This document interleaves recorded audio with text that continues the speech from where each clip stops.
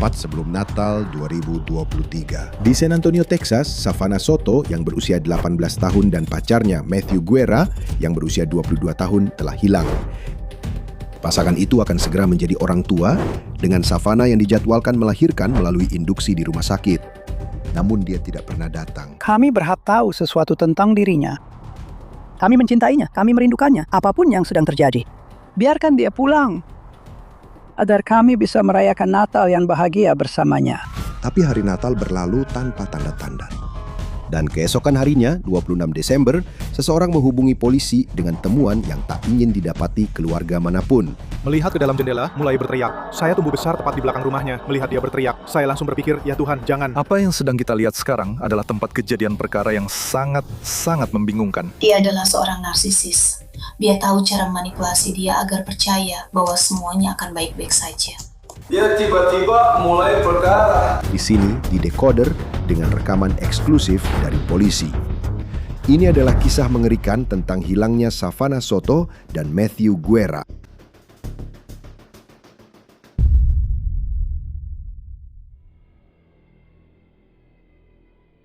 Sekarang Anda dapat menonton episode kami tanpa iklan di Spotify dengan berlangganan. Tautan ada di deskripsi. Pada tanggal 23 Desember, Departemen Kepolisian setempat menerima telepon tentang orang hilang. Keluarga Savannah yang datang ke rumah sakit untuk mendukungnya dalam janji temu induksi persalinan. Tapi Savannah tidak ada di sana.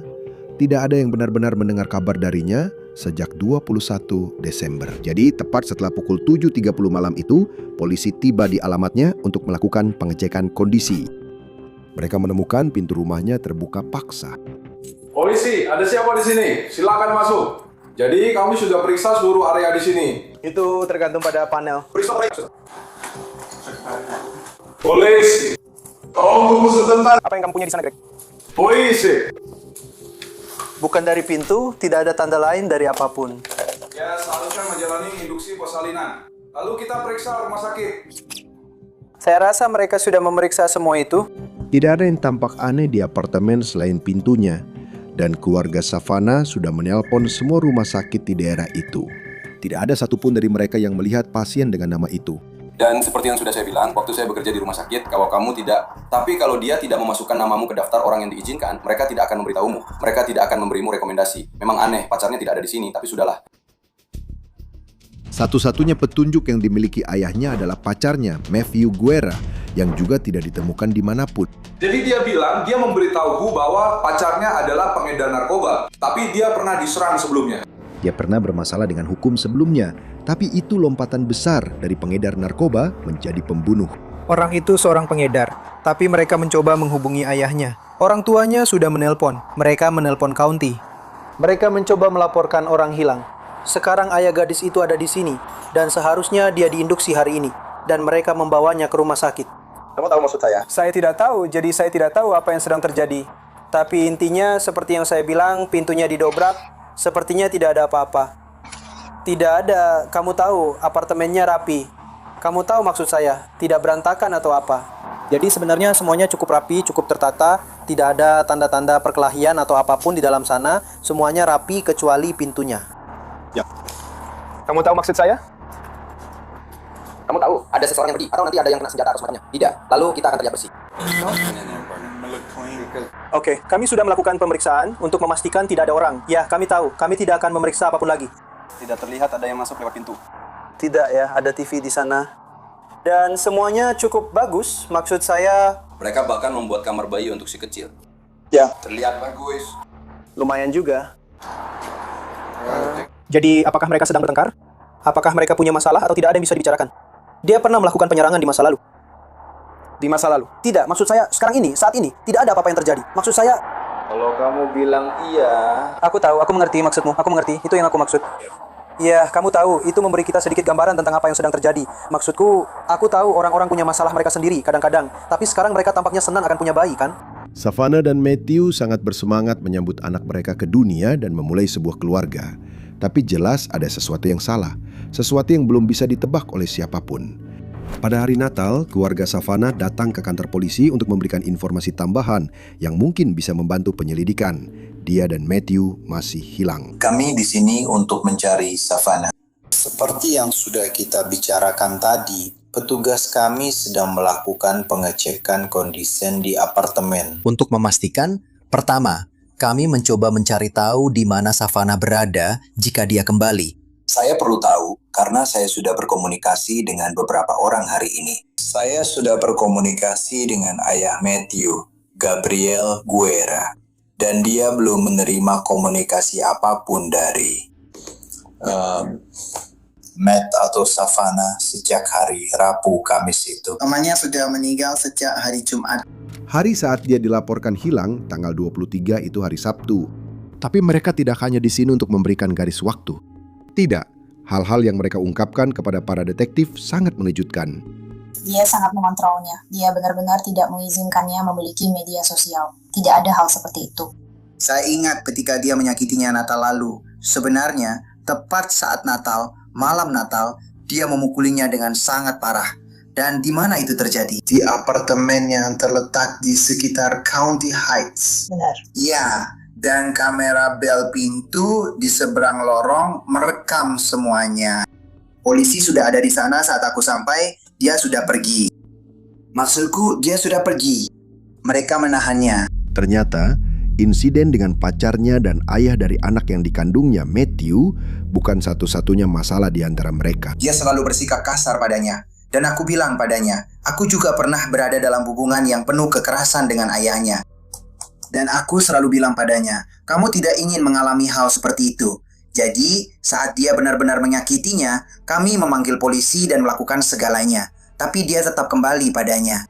Sebenarnya, saat kita bicara sekarang, dia sedang di rumah sakit. Dia sedang di rumah sakit. Benar, aku menyadarinya. Itu adalah sesuatu yang ingin aku sampaikan kepada kalian. Jadi, aku perhatikan ada penangkapan sebelumnya pada 27 September karena penganiayaan yang menyebabkan cedera terhadap Savannah.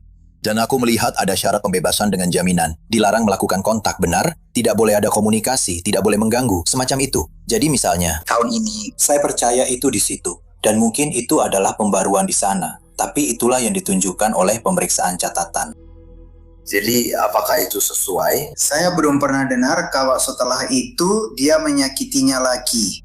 apakah dia sengaja menyembunyikan informasi itu dari kalian? Ya, jadi bukan hal yang aneh kalau dia diserang lalu tidak mengatakan apa-apa. Jadi Matthew dan Savannah seharusnya bahkan tidak boleh saling bertemu. Dan sekarang mereka berdua hilang. Detektif itu juga sudah berbicara dengan ayah Matt. Dia tidak tahu tentang syarat pembebasan dengan jaminan itu, tapi dia mengakuinya. Dia bilang, ya kamu tahu, anak saya tahu dia pernah melakukan kekerasan fisik terhadap Savannah. Dan dia memberitahu Savannah, kamu tahu, dia sudah bilang ke anaknya, Matt Heyman, kamu harus hati-hati karena kamu sering bertindak sembarangan. Menurut ayahnya, dia mengusir mereka saat berusia 18 tahun karena dia sudah tidak terkendali. Saya rasa dalam kasus ini, benar, sejauh semua yang kita ketahui sejauh ini, saya percaya bahwa Matt memang punya peran dalam hal ini. Benar, inilah masalah yang sedang kita hadapi. Tindak pidana apa yang kita punya? Tindak pidana apa yang sudah jelas buktinya? Dengan kata lain, apakah kita punya seseorang yang menyaksikan penyerangan yang terjadi malam itu? Tidak. Apakah kita punya rekaman kamera pengawas? Belum. Benar. Jadi kalau itu nanti ditemukan, itu adalah bukti konkret. Saya bisa bilang sekarang, kalau saya dapat informasi itu dan saya melihat dia memukulnya, saya akan langsung mengurus surat perintah saat itu juga. Dan saya akan menyiarkannya dan melakukan semua hal lainnya. Tanpa bukti ini, mereka tidak punya dasar hukum karena keadaan mendesak untuk menggeledah apartemen itu secara menyeluruh. Terutama karena ada hal lain yang baru mereka ketahui. Pada saat itu, orang yang menendang pintu hingga terbuka adalah ayah Matt. Awalnya, dan inilah yang dia katakan kepada saya di telepon. Dan dia mengatakan kepada saya bahwa dia melakukan itu karena dia mencoba untuk menghubungi Savannah dan Matt. Dia khawatir.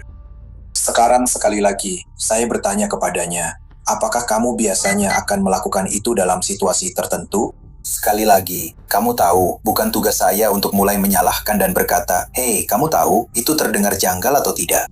Itu tidak masuk akal. Tapi menurut dia bilang, hei, dengar, Savannah seharusnya yang melahirkan bayi itu. Saya kira bayinya diberi nama Fabian. Dan kau tahu, itu tidak terjadi. Dia bilang, saya ingin tahu apa yang terjadi padanya. Apakah dia baik-baik saja? Jadi dia menendang pintunya. Ada sedikit kebingungan karena awalnya saat semua ini mulai terjadi, ada pembicaraan tentang pintu itu. Dan hey, apakah ini semacam penculikan kan? Apakah ada orang yang diikat? Karena biasanya kalau ada pintu yang didobrakkan, orang-orang biasanya mencoba melakukan pembobolan rumah dengan niat untuk melakukan penyerangan atau pencurian. Ya, seperti kasus perampokan rumah. Tapi itu bukan yang terjadi. Tanpa tanda-tanda perlawanan, bahkan tidak ada pintu yang didobrak. Para detektif harus mempertimbangkan bahwa kasus orang hilang ini mungkin kasus kekerasan domestik. Dan Matt adalah tersangka utama mereka. Saya tahu Anda menyebutkan bahwa ada senjata atau senapan. Yang besar seperti senjata besar yang ada lubang-lubang kecilnya. Hitam dengan lubang-lubang kecil. Seperti... Oke. Kadang-kadang apakah itu punya... Apakah sepanjang ini? Sepanjang ini. Dan aku melihat setumpuk uang seperti itu masih ada di sana. Ketika kami kembali, ayah mereka ada di sana. Dan... dia sudah di bawah ketika aku sampai di sana. Dan ketika aku masuk, senjatanya sudah tidak ada. Uangnya juga sudah hilang. Dan aku bertanya-tanya, siapa yang masuk ke sini? Lalu ketika aku melihat polisi di sana, dia bilang, aku tahu mereka masuk ke sini. Tapi dia tidak memberitahuku kalau kalian membawa senjata atau semacamnya. Aku mengira itu ayahnya. Karena ayah mereka memang suka bikin masalah. Dan kapan kamu melihat pintu ini? Tumpukan uang, pistolnya. Sabtu sekitar jam 1. Saat anak laki-laki saya masuk lewat jendela. Dan di mana barang-barang ini ditemukan? Senjata besar itu ada di sofa. Sofa. Yang kecil ada di dalam lemari.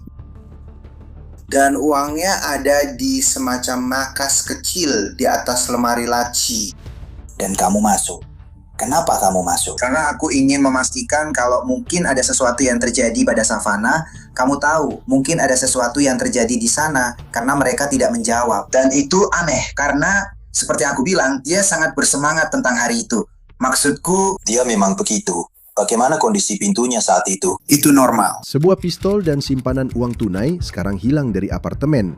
Dan itu diambil beberapa waktu setelah Savannah menghilang. Saya sudah bicara dengan tetangga di bawah dan mereka juga setuju kalau dia memang orang jahat. Mereka kadang mendengar putri saya berteriak dan meminta tolong. Dan seperti yang saya katakan pada wanita itu, kenapa kamu tidak menelpon polisi kalau kamu takut naik ke atas? Ya. Dia cuma takut, ya. Saya mau tanya begini. Saya sudah bisa menduga alasannya. Tapi saya ingin pendapat kalian tentang ini. Mengapa Savannah tetap bersama Matthew, padahal dia tahu Matthew itu suka melakukan kekerasan? Dia sudah memukulinya, menyerangnya. Menurut pendapatmu, kenapa dia tetap bertahan? Saya tidak tahu. Saya baru saja menyadarinya. Dia adalah seorang narsisis. Dia tahu cara memanipulasinya agar percaya bahwa semuanya akan berjalan dengan baik. Dan kemudian ketika dia memukulnya, dia akan melakukan persis seperti yang dia lakukan. Dia merampas kepolosannya dan banyak hal lainnya. Jadi tidak ada faktor eksternal. Dengan kata lain, maksud saya, secara mental dia tidak kecanduan obat-obatan apapun. Halo? Saya tidak tahu. Satu-satunya hal yang pernah dia coba adalah ganja. Dan dia bahkan tidak menyukainya. Dia tidak pernah memakai narkoba. Tidak pernah. Tapi dengan Matthew sebagai terduga pengedar, dia tetap terlibat dalam dunia itu. Apakah Savannah pernah menyebutkan hal seperti itu? Dia bilang, Bu, hanya supaya ibu tahu loh. Aku belum selesai. Itulah yang dia lakukan. Ya, tapi apakah Savannah pernah bilang begitu? Dia tidak pernah memberitahuku. Dia sebenarnya tidak pernah memberitahuku. Kalau dia tahu, aku tahu. Dan dia membiarkannya seperti itu. Seperti, dengan kata lain, mengatakan apapun yang mungkin membahayakannya. Hei, dia sudah sampai pada titik di mana, kau tahu, dia punya utang. Tidak, aku seharusnya tidak pernah memberitahunya hal seperti itu. Dia tidak akan memberitahu itu, karena nanti aku akan memaksanya keluar dari sana secara paksa. Benar. Matthew adalah seorang tersangka, tapi mereka juga harus mempertimbangkan bahwa mungkin pekerjaannya telah membuat mereka berdua dalam masalah. Masalah yang bisa membuatmu menghilang. Fana memang bilang kalau dia akan meninggalkannya setelah melahirkan. Dan aku merasa karena dia tidak mau itu terjadi, dia jadi posesif terhadapnya. Dan mungkin saja. Sudah berapa kali dia mencoba meninggalkannya? Sebelum atau sesudahnya? Dia belum pernah. Tidak pernah. Tapi menurutku dia sudah sampai pada titik di mana dia hanya peduli padanya karena bayinya. Bayinya sangat berarti baginya. Jadi karena menurutku begini kan, lagi-lagi aku kembali bertanya, Kenapa dia tidak menjawab telepon? Kenapa dia tidak menelponku? Keluarga Savannah meninggalkan kantor polisi dengan lebih banyak pertanyaan daripada jawaban. Dan ketika mereka mendapatkan jawaban itu, keesokan harinya, jawaban itu ternyata jauh lebih tragis dan lebih mengguncang daripada yang bisa mereka bayangkan. Ya, saya akan menahan keluarga agar tetap di belakang sementara mereka melakukan pekerjaan mereka. Apakah pintunya terbuka? Maaf, mungkin. SAPD! SAPD! Seharusnya ada seorang perempuan berusia 18 tahun yang hamil cukup bulan dan seorang laki-laki berusia 22 tahun. Seorang warga setempat melihat mobil Matthew, sebuah Kia abu-abu, terparkir di luar gedung apartemen di Denny K Drive, tampaknya ditinggalkan. Mereka menelpon keluarga Savannah, dan keluarga Savannah menelpon polisi. Jadi saya tidak tahu bagaimana mereka mendapatkan informasi itu. Tapi kami memang menerima banyak informasi dari berbagai tempat. Dan Jadi mereka mendapat informasi, mereka mulai menuju ke arah sini, saya juga menuju ke sini. Apa? Para petugas menggeledah mobil saat keluarga Matthew juga tiba. Mereka mendengar mungkin ada perkembangan dalam kasus ini, tapi ini adalah jenis perkembangan yang paling ditakuti para petugas. Dengan menahan selembar kain untuk menjaga privasi, mereka menemukan mayat Matthew dan Savannah. halo, ini Detektif Alonzo dari Departemen Kepolisian Yonkers. Kami kemungkinan memiliki kasus pembunuhan atau bunuh diri yang sedang kami selidiki. Kami baru saja menemukan kendaraan orang hilang dengan 2 orang hilang di dalamnya. Baiklah, ini jelas akan menjadi penyelidikan pembunuhan, tapi saya diberitahu untuk memberitahu petugas polisi bahwa kaku mayat sudah mulai terjadi. Tidak membusuk, tapi kamu bisa lihat sepertinya tubuh itu sudah ada di sana selama beberapa hari. Tampaknya padat. Savannah ditemukan di kursi depan dengan luka tembak di kepala. Matthew ada di kursi belakang. Sepertinya dia juga tertembak di kepala atau menembak dirinya sendiri.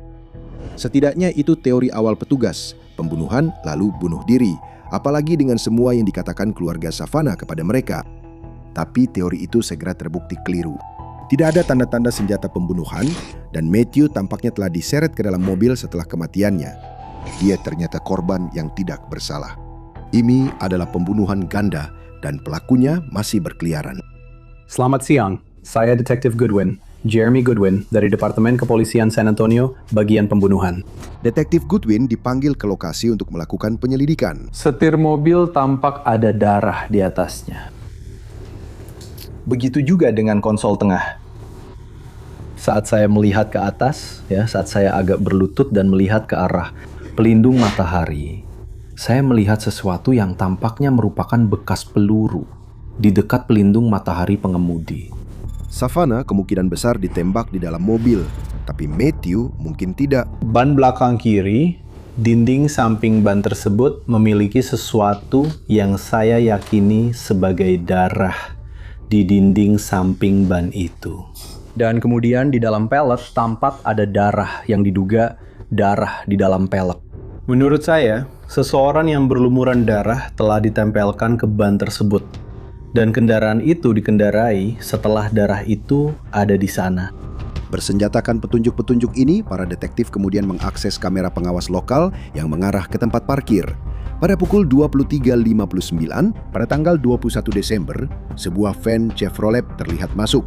Penutup bak truknya berada pada posisi miring, seolah-olah ada sesuatu yang mengganjalnya tetap terbuka. Lalu, Kia milik Matthew terlihat mendekati truk tersebut. Jadi saat sebuah kendaraan mendekat, kendaraan lain datang yang tampaknya adalah kendaraan milik korban. Kendaraan itu mendekati truk dengan lampunya mati. Truk itu akhirnya juga mematikan lampunya. Lalu sopir truk itu keluar dari kendaraannya dan mendekati sopir kendaraan korban lainnya. Sopir truk itu keluar, mengambil handuk putih dan tampak mengelap bagian luar pintu Kia di tempat dia menyentuhnya. Apa yang dilakukan orang? Dia keluar, dan ketika saya mengamati itu, orang tersebut tidak tampak seperti Matthew, karena Matthew sangat tinggi dan kurus. Dan orang itu tidak tampak setinggi itu. Para pengemudi masuk kembali ke dalam kendaraan dan mengemudi ke belakang gedung apartemen. 3,5 menit kemudian, truk itu muncul kembali. Apakah Anda melihat sesuatu tentang truk itu saat itu? Ya Bu, bak truknya sudah tidak miring lagi. Tidak tampak miring ke satu sisi, tapi seperti yang saya katakan, terlihat rata. Seolah-olah apapun yang ada di bak truk, mungkin tubuh Matthew, telah ditinggalkan. Detektif Goodwin yakin bahwa setidaknya salah satu dari dua pria yang terlihat dalam rekaman ini adalah pembunuhnya.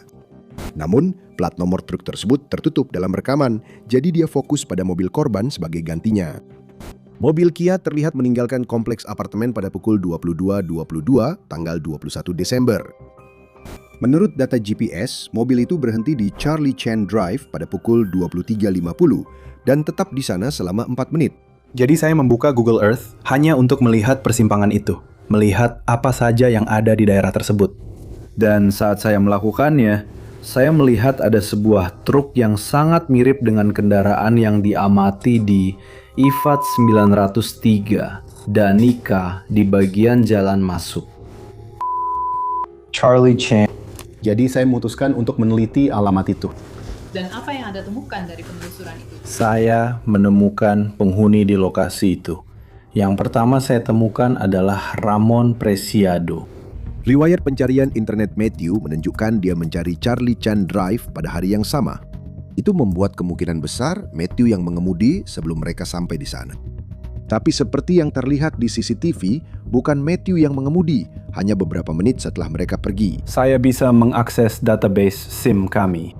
Saya bisa melihat foto Ramon, dan data di SIM Anda mencantumkan tinggi badan, berat badan, dan foto Anda. Dia mirip dengan pria yang terlihat keluar dari truk itu. Sangat-sangat mirip. Lalu saya melihat bahwa dia punya istri di lokasi itu, Myrtle Romanos. Lalu saya memeriksa database dan menemukan bahwa mereka punya seorang putra, Christopher Preciado, yang tinggal di lokasi itu. Christopher tampaknya seumur atau sekitar seumuran dengan Matthew dan Savannah.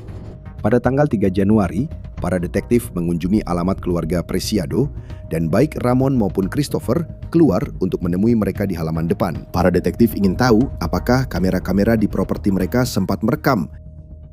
Saya sudah merekam di monitor, tapi saya tidak hanya ingin melihat siaran langsungnya saja. Yang lainnya adalah rekaman pemutaran ulang yang paling banyak. Rekaman itu, jika memang telah direkam, mungkin akan menunjukkan Matthew dan Savannah meninggalkan alamat itu dalam keadaan hidup. Atau mungkin akan menunjukkan sesuatu yang jauh lebih mengganggu. Tapi ternyata itu hanya siaran langsung. Para detektif membawa Ramon dan Christopher ke kantor polisi untuk diwawancarai secara terpisah.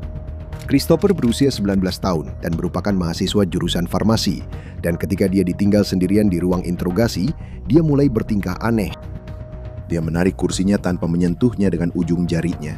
Seolah-olah dia takut meninggalkan jejak bukti. Aku pernah jadi aku dapat EE untuk labelnya. Oke. Ya. Ngomongin tentang, jadi aku agak ingin bicara denganmu, oke?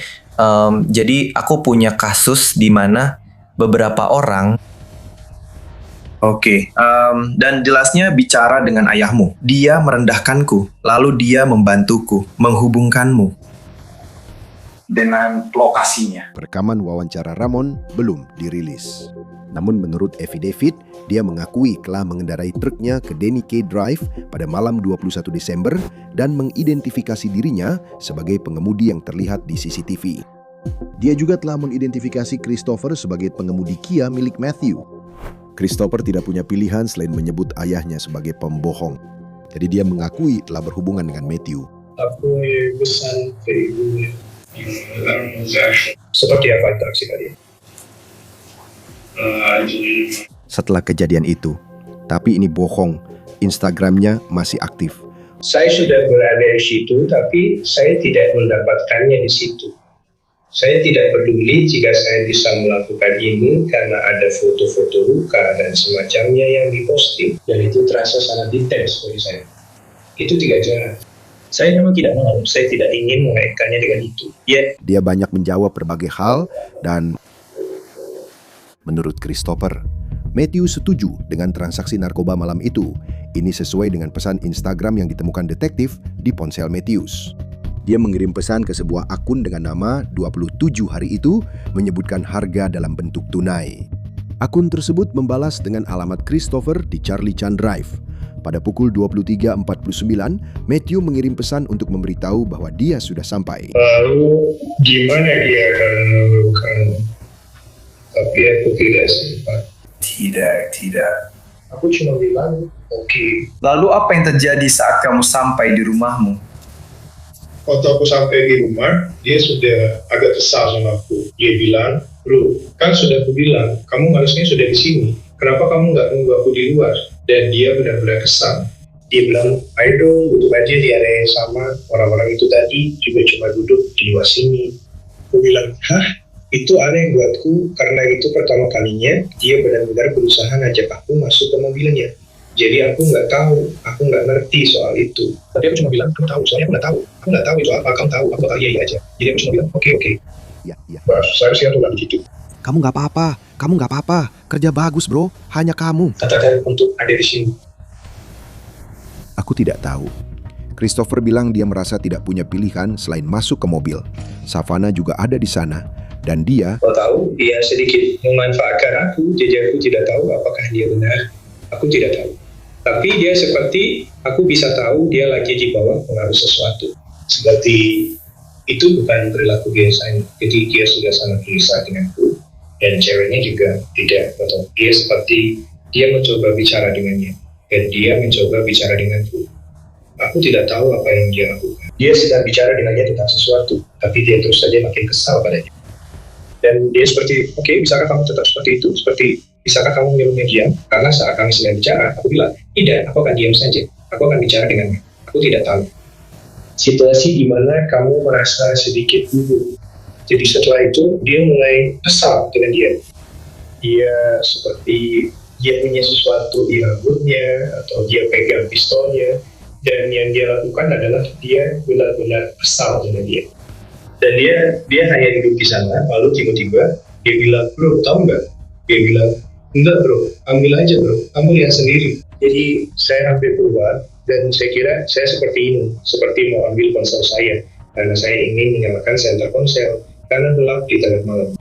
Saya belum pernah naik mobil itu sebelumnya, jadi saya nggak tahu ada pijakan atau apapun. Jadi saya cuma buka pintu, dan ada botol di pintu. Saya mau ambil ponsel saya seperti ini, saya coba nyalakan lampu kilatnya. Yang begitu dia melakukan itu, dia langsung bertindak. Dia begini, lalu menodongkan pistol kecil ke saya. Saya nggak tahu harus ngapain saat itu. Menurut Christopher, Matthew menarik pistolnya. Saya pernah di sana, ada yang merah di sana.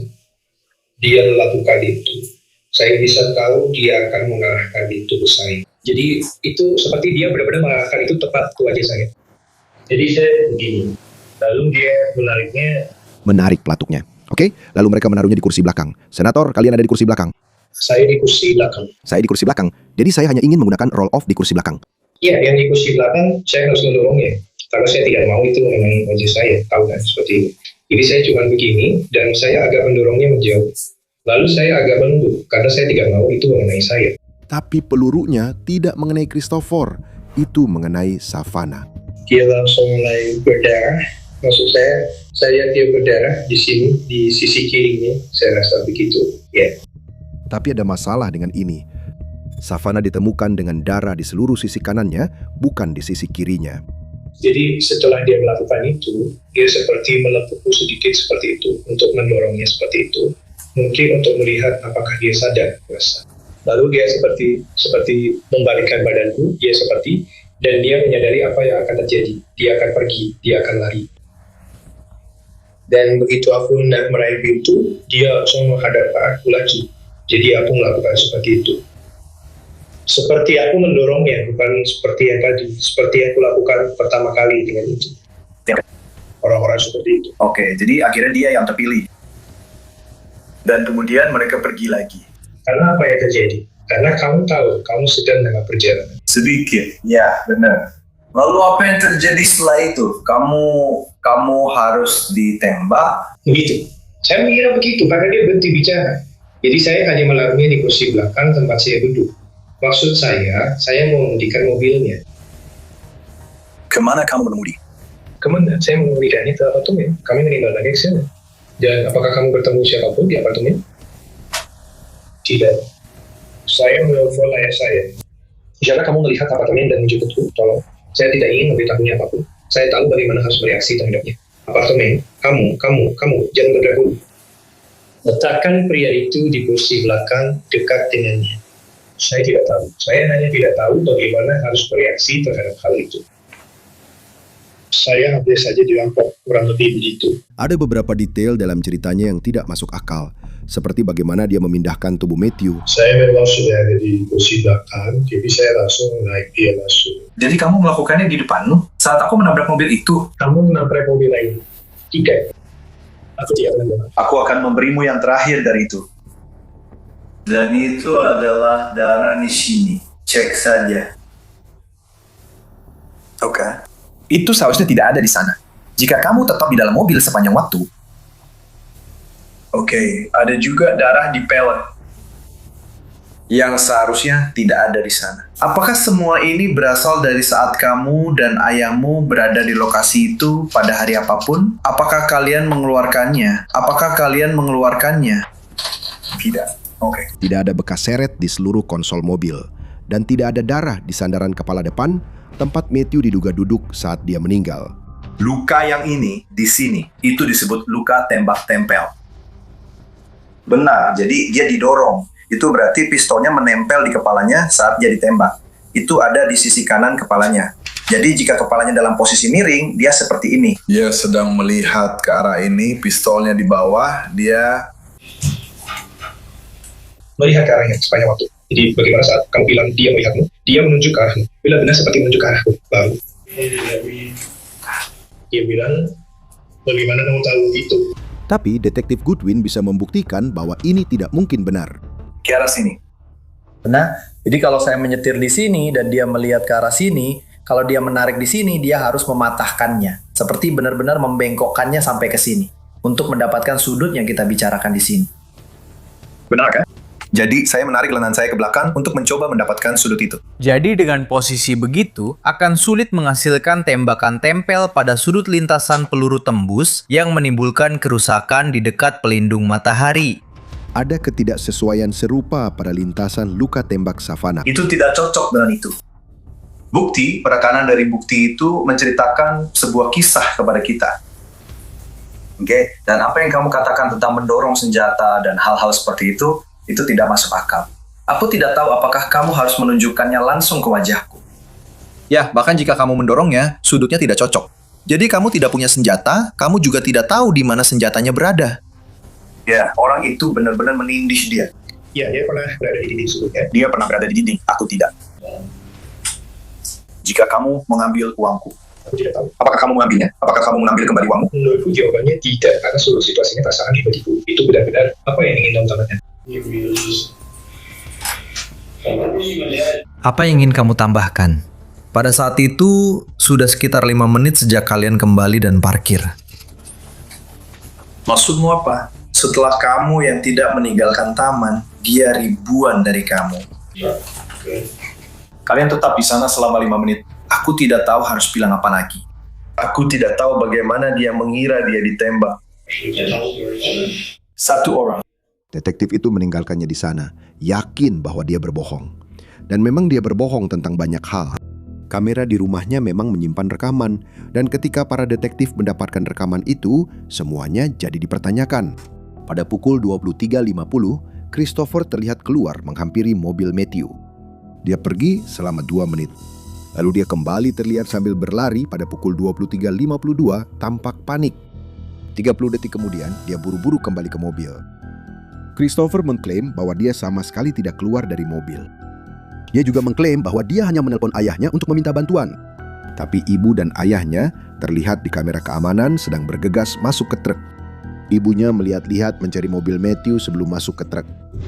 Tersangka, bisakah Anda membuat pengamatan tentang bak truk itu?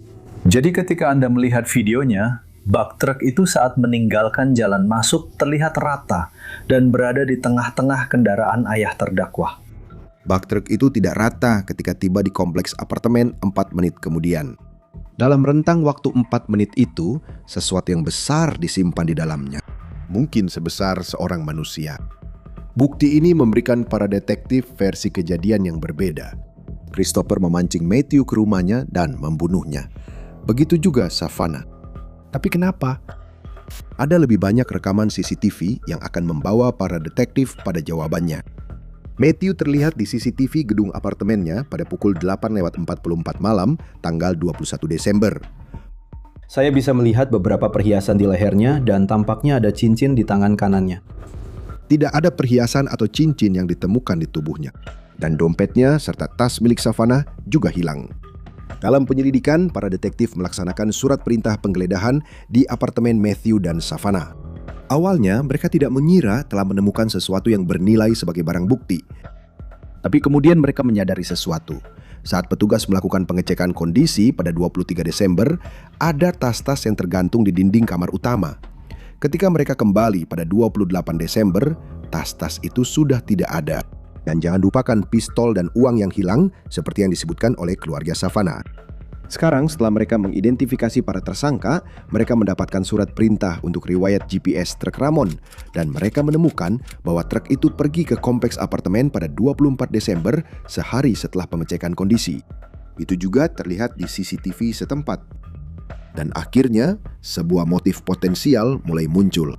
Christopher mengklaim Matthew mencoba merampoknya, tapi para detektif sekarang percaya justru sebaliknya, dan hal itu membuat Matthew, Savannah, dan anak laki-laki mereka yang belum lahir kehilangan nyawa. Setelah mereka tewas, Christopher mengacak-acak tempat mereka untuk mencari barang berharga. Christopher didakwa dengan 3 dakwaan pembunuhan dengan ancaman hukuman mati. Ayahnya didakwa atas tuduhan pelakuan tidak pantas terhadap jenazah karena diduga membantu menutupi kejahatan tersebut. Dan pengacara Christopher mengarahkan kesalahan kepada orang tuanya selama persidangan. Senjata api yang diduga digunakan sebagai alat pembunuhan ditemukan di lemari orang tuanya. Namun pada akhirnya, Christopher lah yang berada di dalam Kia dan yang menarik pelatuknya. 1 dakwaan pembunuhan dengan ancaman hukuman mati. Pembunuhan terhadap lebih dari 1 orang dalam 1 tindakan kriminal yang sama. Formulir putusan. Kami, para juri, menyatakan terdakwa Christopher Ray Preciado bersalah atas tindak pidana pembunuhan dengan ancaman hukuman mati seperti yang didakwakan pada dakwaan pertama. Dia dijatuhi hukuman penjara seumur hidup. Pada sidangnya, keluarga korban menyampaikan pernyataan tentang dampak kejahatan itu. Kamu telah mengambil Matthew dan juga anak mereka yang belum lahir. Kamu bahkan belum sempat bertemu. Hidup, tidak 1 hari pun. Matthew adalah saudara laki-lakiku. Dia sahabat terbaikku. Dan aku hanya ingin mengatakan, kamu adalah orang yang sangat bodoh. Dan aku tidak percaya kamu dan pengacara konyolmu membuang-buang waktu semua orang dengan alasan pembelaan diri yang menyedihkan. Aku harap kemanapun kamu pergi, mereka tahu siapa kamu dan apa yang telah kamu lakukan. Dan mereka memperlakukanmu sebagaimana mesti. Sidang ayah Christopher dijadwalkan mulai pada 11 Mei 2026, tetapi telah dibatalkan dan belum dijadwalkan ulang. Semua tuduhan terhadap ibunya telah dibatalkan. Apa pendapatmu tentang kisah yang mengerikan ini? Beritahu kami pendapatmu di kolom komentar di bawah ini. Sampai jumpa lagi, jaga diri baik-baik, terus ikuti channel kami, dan kita akan segera bertemu lagi di The Decoder.